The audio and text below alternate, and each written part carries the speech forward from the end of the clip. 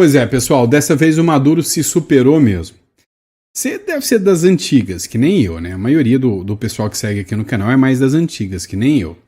Você já assistiu o Top Gun? Pois é, isso aqui não é cena do Top Gun. Isso aqui é a versão Top Gang bolivariana. Esses aviões aqui são os aviões Sukhoi. São aviões que foram produzidos, adivinha, pela Rússia. O Maduro resolveu exibir esses caças, né? Mostrar o seu poderio de fogo maravilhoso para acabar com a vida do Donald Trump. Será que ele vai conseguir? Pois é. Nesse editorial a gente vai falar justamente sobre mais essa presepada do Maduro.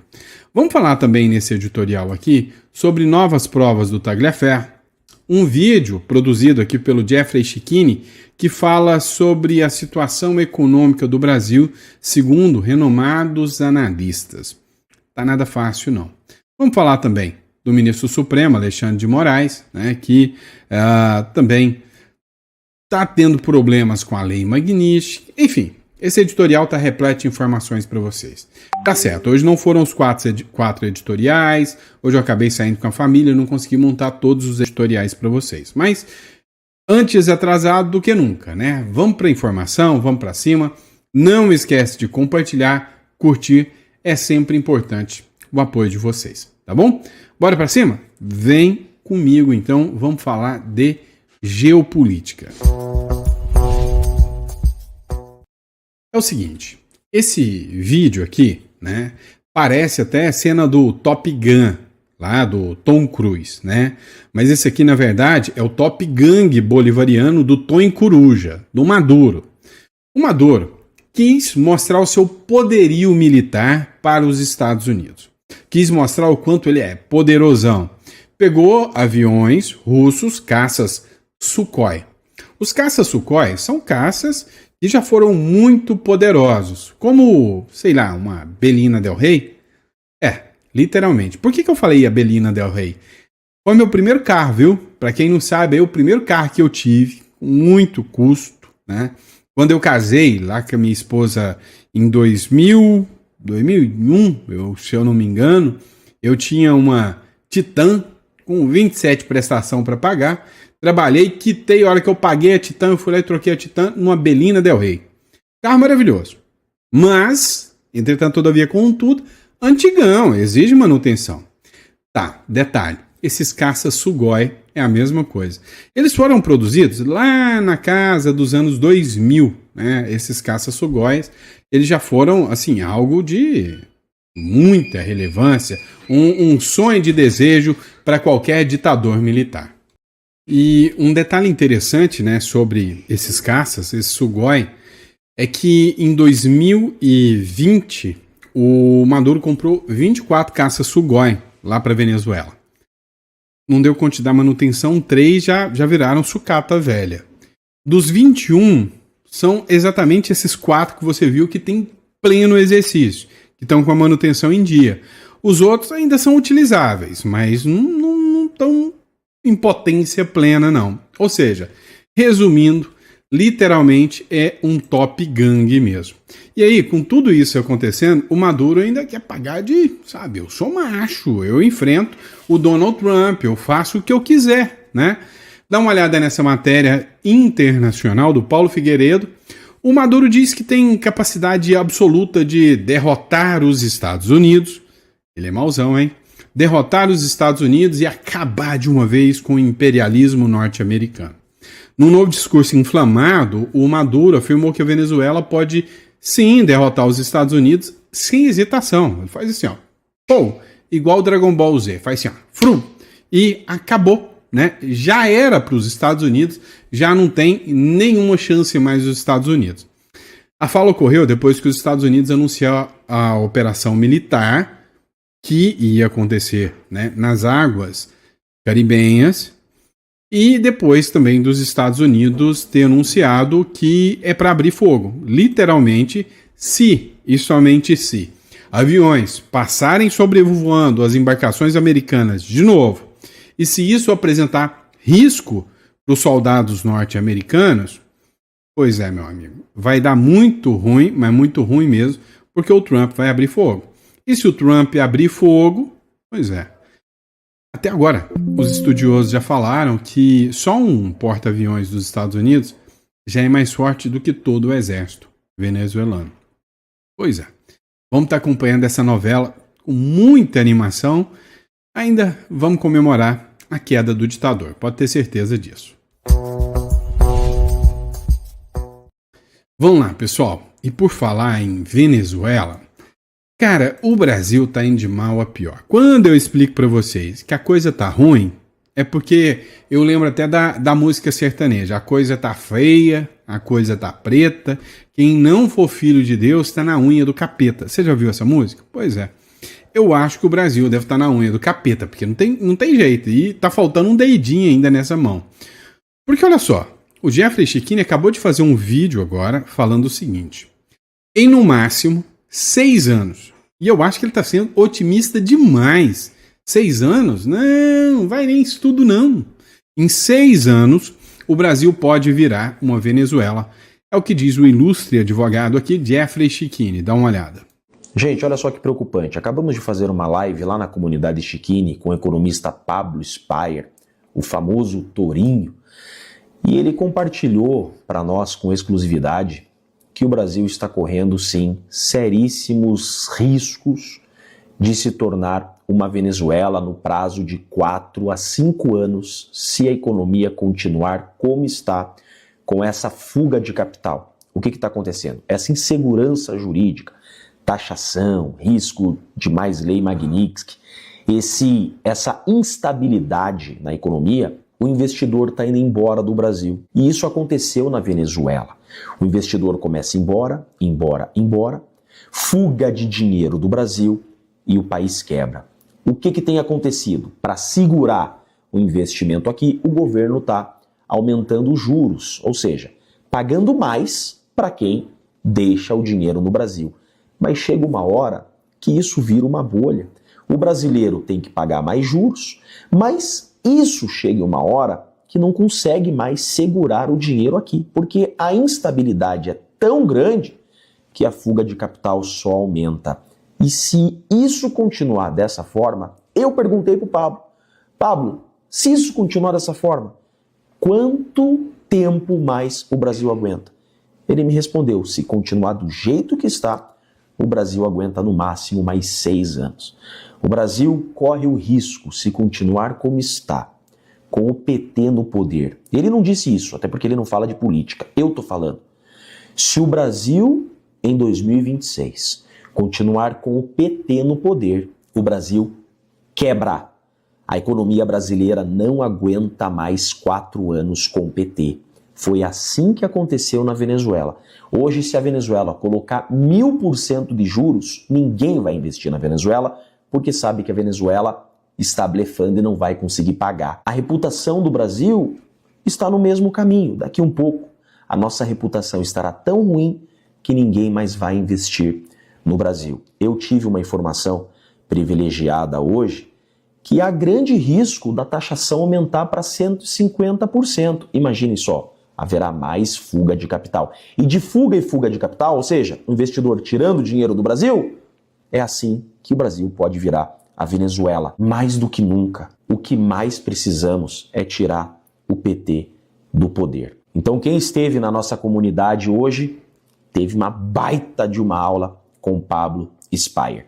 Se você ainda não conhece a comunidade Chechini, entre lá, chechini.com.br e tenha acesso a conteúdos exclusivos como os membros tiveram hoje. Um grande e forte abraço a todos. Pois é, o Jeffrey Chechini que se tornou uma figura muito conhecida aí no meio político, né? Vamos lá, pessoal. Vocês sabem que eu tenho várias empresas, né?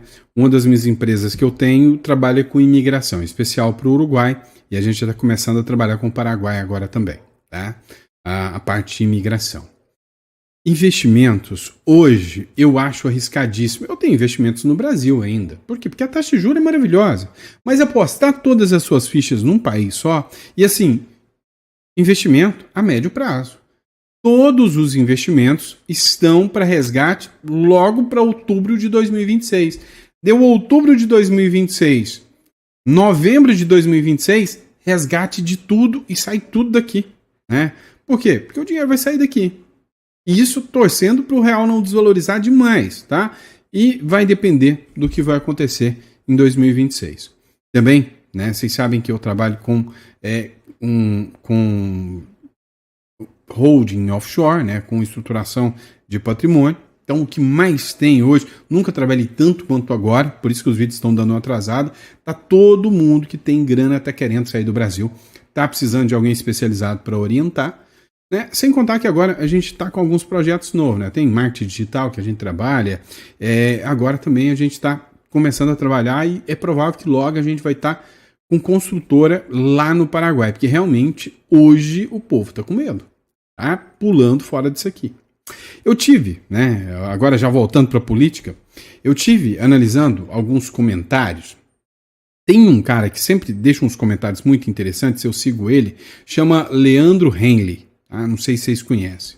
O Leandro Henley, ele tinha feito um comentário que eu achei muito interessante. Lá em Cuba, tinha o Fidel Castro. O Fidel Castro, ele já apareceu na Forbes com uma fortuna de 900 milhões de dólares à época, há anos atrás. Era uma fortuna inimaginável. Era muita, mas quase 1 bilhão de dólares. É grande demais. Mas é um cara de um país comunista. Lá na Argentina, a Cristina Kirchner teve confiscado, e quando o patrimônio dela foi confiscado, 537 milhões de dólares confiscados da Cristina Kirchner. O Maduro, socialista, o homem que quer a distribuição do poder, a distribuição dos recursos, pois é. Os Estados Unidos acabaram de dar um lambe, né, nos patrimônios do Maduro de 700 milhões de dólares. Tem outros. Mais cedo ou mais tarde a casa vai cair e a gente vai saber quanto é que essa turma acumulou. Tem outros. Num certo foro de São Paulo aí. Mas todos, sem exceção, todos começaram a sua própria revolução. Nas ruas, eles estavam lá alegando que defendiam os mais pobres, lutavam junto ao povo, mas não tem nenhum líder socialista, com exceção do Pepe Mujica do Uruguai, foi o único líder socialista que literalmente morreu pobre, né? Morreu morando numa chácara com o mesmo Fusca, foi o único realmente que defendeu a questão socialista, né? E mesmo assim trouxe um atraso à época para o Uruguai que depois conseguiu se resgatar, né? Mas no fim todo comunista termina a sua vida ou no iate ou, se o mundo for justo, na ponta de um fuzil ou na forca, ou às vezes fugindo, né, literalmente, como Bashar al-Assad para a Rússia com o seu iate. Mas todos terminam sempre com um patrimônio altíssimo. Essa turma que defende o socialismo. Vamos lá, pessoal. Falando aqui em tudo que está acontecendo no Brasil, dá uma olhada nessa matéria do Conexão Política. Lei Magnífica, empresa dona de imóveis da família de Moraes, entra na mira dos Estados Unidos. Pois é, essa informação aqui, a do Conexão Política, foi publicada há 5 horas atrás. O governo dos Estados Unidos, que está agora, né, com nova direção, que é o Homem Laranja, começou a mudar as regras do jogo. Aplicou contra o Alexandre de Moraes a Lei Magnífica. Isso aí não é novidade para ninguém, você está enjoado de saber sobre isso. Só que agora, a discussão é sobre o alcance da Lei Magnífica, né, o Global Magnitsky Act. A discussão gira em torno da inclusão da esposa do ministro, a Viviane Barce de Moraes, e seus filhos, em razão porque eles têm um envolvimento direto num instituto, e assim, parece até ironia, né? O Paulo Figueiredo falou sobre isso, mas o instituto chama Instituto Lex. Não é Lex Luthor, não, né? Você lembra do Lex Luthor, inimigo do Superman? É Instituto Lex, de estudos jurídicos, que é uma offshore, né? Uma conta, uma holding, uma empresa que concentra 11 imóveis que estão avaliados em 12,4 milhões de reais, é o que fala aqui a matéria do Conexão Política. Se essa informação é verdadeira ou não, nós não podemos informar. É o que está constando aqui da Conexão Política. Mas entre os imóveis que estão registrados lá no nome do Instituto, estão uma residência de Alexandre de Moraes em São Paulo, a sede do escritório de advocacia, apartamentos em Campos do Jordão. Fontes envolvidas na discussão apontam que o Departamento de Estado americano passou a tratar o Lex como uma possível holding de fachada para ocultação de patrimônio que configuraria elemento suficiente para classificar a extensão das sanções aos familiares do magistrado. Meu irmão, brincar com quem possui o controle do dinheiro não é brinquedo, né? Vamos lá. Ó, o Luiz Camargo fez uma publicação aqui também que diz o seguinte. Para quem não segue aí o Luiz Camargo, cara é muito inteligente, sigo ele há muito tempo, tá? Ó, foi feita uma publicação do Agora Lagoas, mas outros jornais também, sobre uma fala da Carmen Lúcia. A Carmen Lúcia, que já foi presidente do STF, do TSE, atual presidente do TSE, se eu não me engano, ela disse o seguinte, olha, a ministra Carmen Lúcia diz que Moraes será lembrado na história. Olha, isso eu não tenho dúvidas. Tenho certeza que vai ficar na história. É que eu não posso citar alguns exemplos também que ficaram para a história, porque depois vão falar que eu estou vinculando a esses exemplos. Agora, se a gente puder citar exemplos assim, mais fáceis, como os que o Luiz divulga aqui, a gente pode falar, né? Vai entrar para a história como o primeiro brasileiro a receber a Lei Magnífica, o primeiro brasileiro reconhecido internacionalmente por... Deixa eu tirar essa IA aqui. Isso. O primeiro brasileiro... não consegui tirar não, aparece essa IA aqui. Deixa aqui. Tá bom, deixa para lá.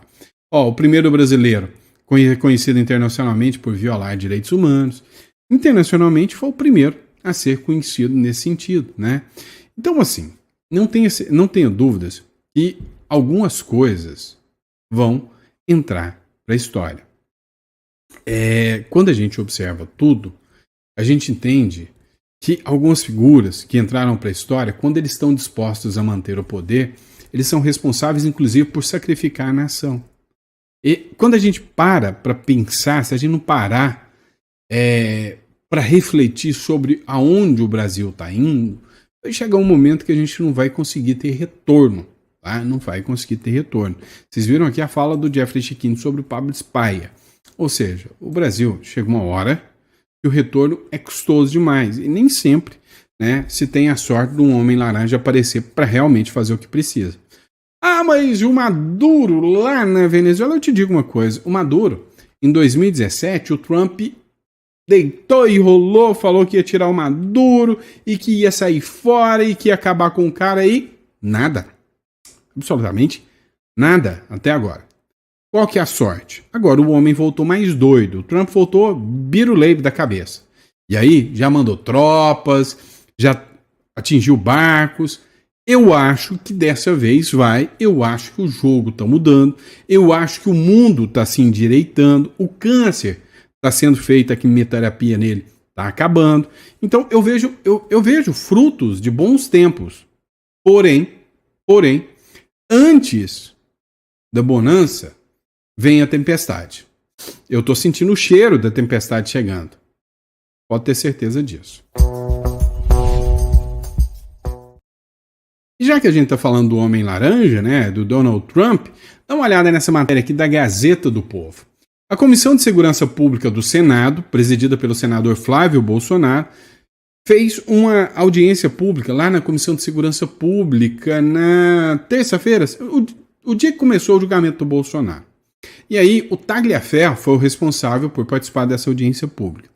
Segundo a matéria da Gazeta do Povo, publicada agora, né, o Senado já estruturou o relatório, já preparou todas as notas taquigráficas para enviar isso para o ministro do Supremo, o ministro do Supremo, contra o ministro do Supremo, para o Donald Trump.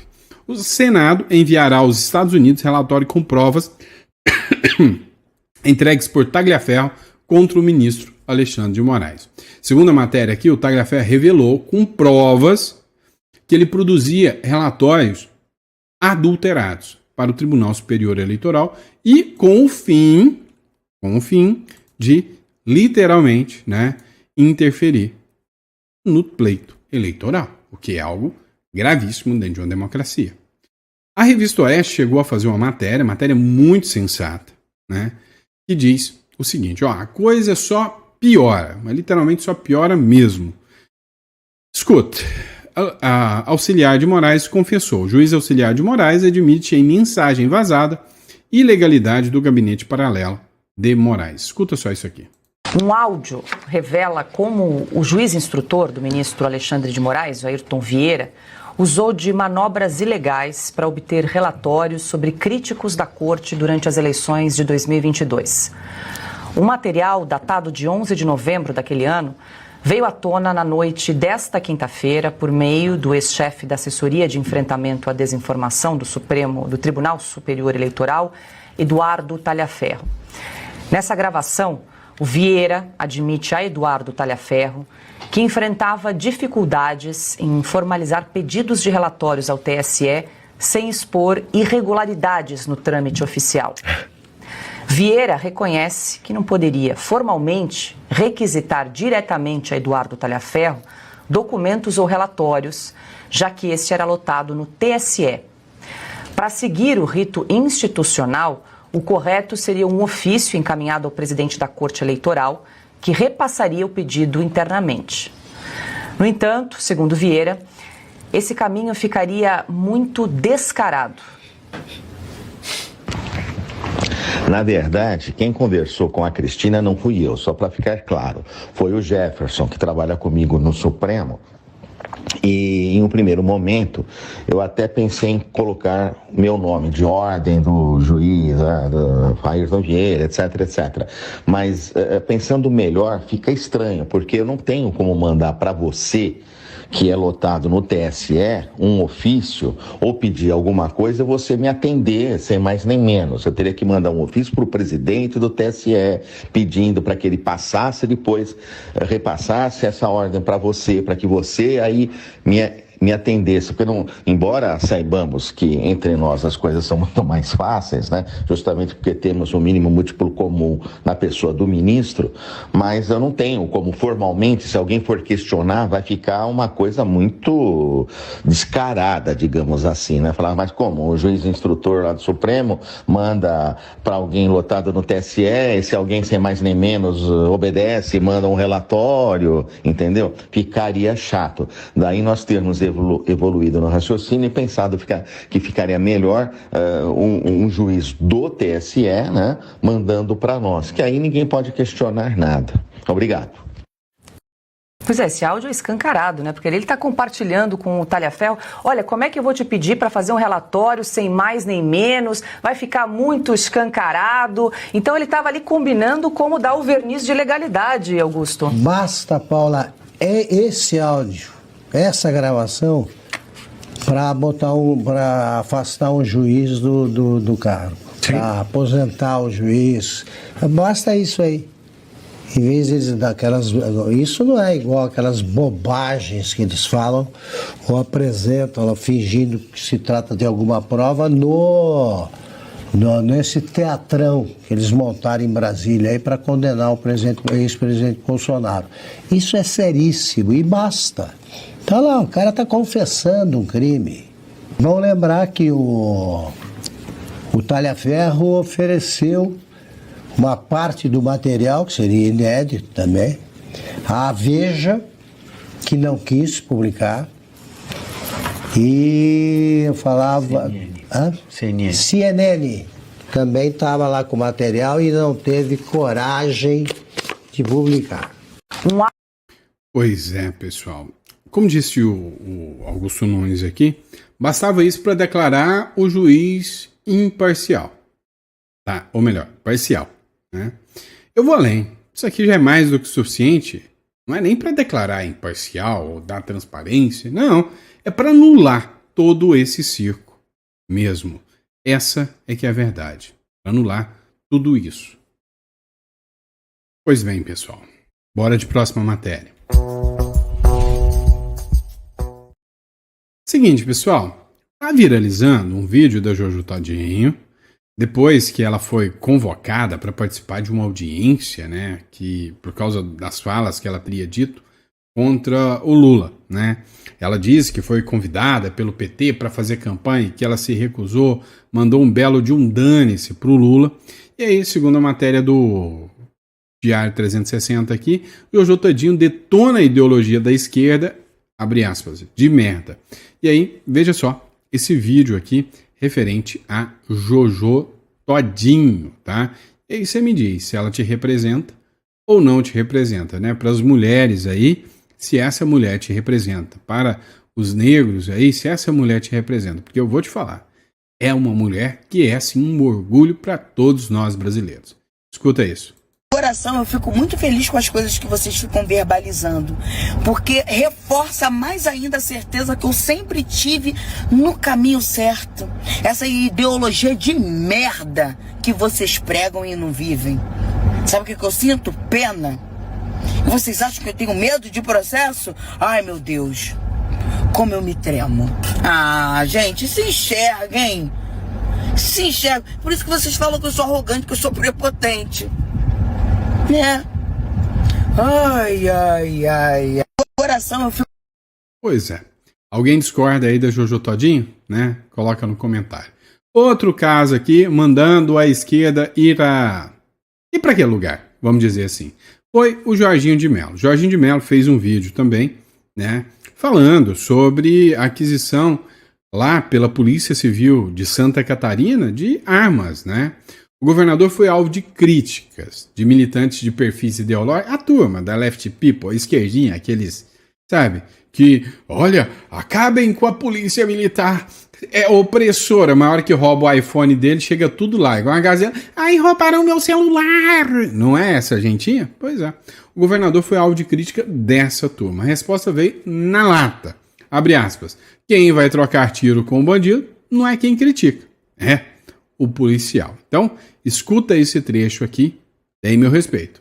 Se a polícia me pedir um tanque de guerra, eu vou autorizar. Porque a gente não trata bandido com poema ou com flor. Se a polícia me pedir um tanque de guerra, eu vou autorizar. Porque a gente não trata bandido com poema ou com flor.